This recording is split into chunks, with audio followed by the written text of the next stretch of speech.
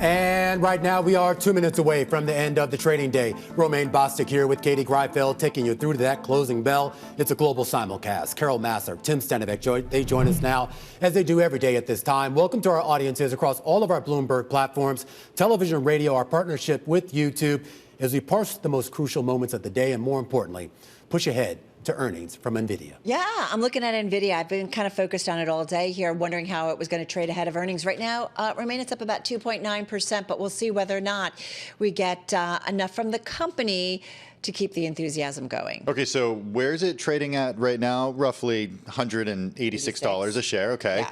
$270 is the price target over the next 12 months that Angelo Zeno has on the company's stock. That's quite a bump. He thinks it can get there over the next 12 months. We'll see what happens today. We'll see what happens. You take a look at what the options market expects for Nvidia after earnings. The implied one-day move right now is just under 7%. And stakes are high, of course, but it feels like, I don't know, maybe it's an easier environment to report into right now, Romaine, given that you have seen this pullback. Yeah, well, you should also point out in the option stuff, if you ever looked at the pricing on some of those puts and calls, particularly on the calls, it's a big reason why you're seeing kind of that lower sort of implied number there as a lot of people on the sidelines. But it also gets to the idea what John Belton was just telling us, Katie, this idea that what happened last quarter and even the guidance for the current quarter is probably a lot less consequential than what Jensen Huang has to say really about the next year and beyond. So always about that commentary from Jensen, no doubt about it, Romaine. The closing bells here in New York on this Wednesday afternoon. A bit of a turnaround from what we've seen the last couple of days as the market awaits a couple of key earnings, including from Nvidia and Palo Alto Networks. The Dow Jones Industrial Average higher by 41 points, or roughly about 0.1% on the day. The S&P adds about 25 points, or 0.4%. The NASDAQ indices each up roughly about 0.6% on the day. The Russell 2000, it's sitting this one out unchanged on the day. Hey, back to the S&P 500 I go. Most names in the index lower despite a slight gain in the S&P index overall. Katie, 305 names to the downside, 194 gaining ground on this Nvidia Wednesday, and we've got 4 unchanged. Yeah, let's take a look at the circle and the sectors. Similar to, makeup to yesterday, you have 6 sectors in the green, 5 in the red. Tech, though, participating higher by about 0.9%. Communication services, materials also having a good Nvidia Wednesday. What didn't do too hot today, energy down by 1.3% as a sector. Utilities and real estate also bringing up the rear. All right, guys, let's get to some of the individual gainers as we await those Nvidia earnings. Lowe's up about 4% in today's session. Throughout the day, we did see it as a top gainer in the S&P 500. The retailer reported profit that topped expectations, helped by consumer spending on home renovations, reported positive same-store sales growth for a second consecutive quarter on strength in its digital channel and in home services. Adjusted its full-year profit target to approximately $12.25 per share this fiscal year, accounting for uncertain economic conditions and its recently closed acquisition. So an outperformer in that one. Hey, have you ever been in a Lowe's? I'm more of a Home Depot kind of gal, but when I first bought my home, I was in there all the time. Oh, yeah. I loved it. Oh, man. I loved it. Yeah. It was kind of crazy. Have you ever been in one? Yeah, absolutely. Yeah, when I bought my, like everyone when you first buy your house, you basically spend every weekend going there. I knew all the aisles. You get everything you need. You get back to do your project and realize I have to go back because I forgot those screws. And then I go back because I forgot that. How many times? That's how they get you. Then you have to hire the person to actually do it. Right. You try to do it and you run into some roadblocks. How many times I go down an aisle and I just kind of feel like I'm staring at everything. Like, it's just kind of crazy. Hey, I know we're focused on Nvidia, but Alphabet, you got to mention that one. Up about 3% in today's session. Earlier intraday soaring the most in 2 months.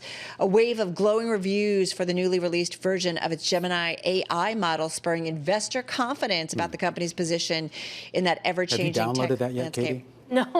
No, we were just talking about this. I don't seek technology out, so I haven't used Gemini. I haven't used ChatGPT. Ever? But I mean, again, unwittingly, I'm sure I've used it in some sense, but I don't know. I can't access it on the Bloomberg computer. She still reads like a physical newspaper. You can access it on the Bloomberg computer. I know, but you need to take a course. Yeah. And so I'm not going to do that. But anyway.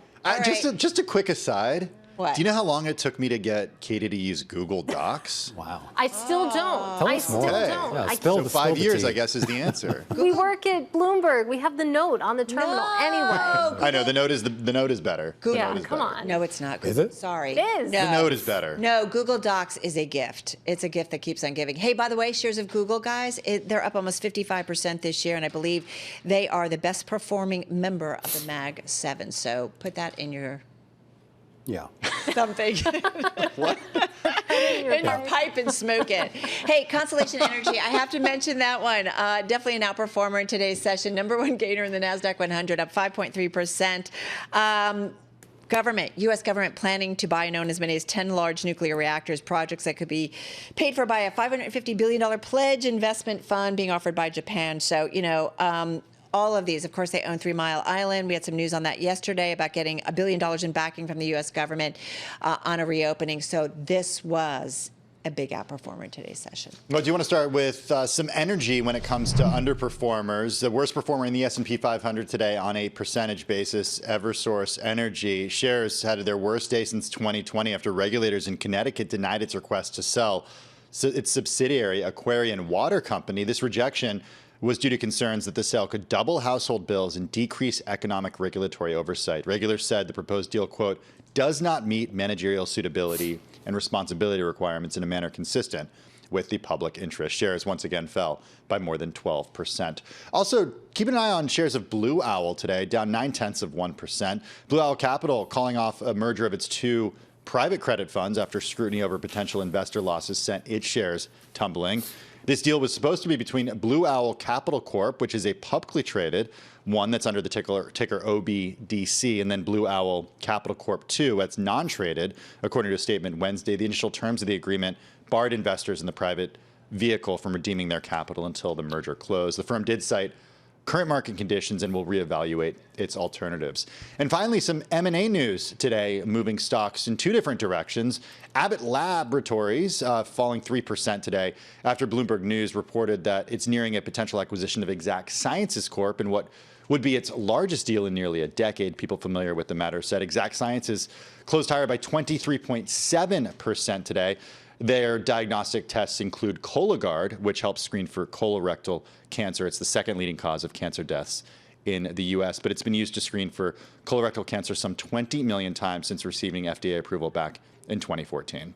All right, a quick check on yields. Not a whole lot of activity there. You did actually see a bit of a rise on the day, up basically about 1 to 2 basis points, depending on where you're the curve. In fact, the whole curve more or less shifting parallel here on the day. But honestly, guys, today really is a day about tech, about the AI spend, and about Nvidia. There was an interesting story just earlier today how the White House is actually like kind of pushing Congress to take out some provisions from a new defense spending bill that would restrict AI chip exports. And of course, this is going to be a big issue that Nvidia is going to have to address either tonight or at least in the future, because basically its ability to sell those high-end Blackwell chips to China, at least for right now, is basically a no-go. Wait, so did you just do our story?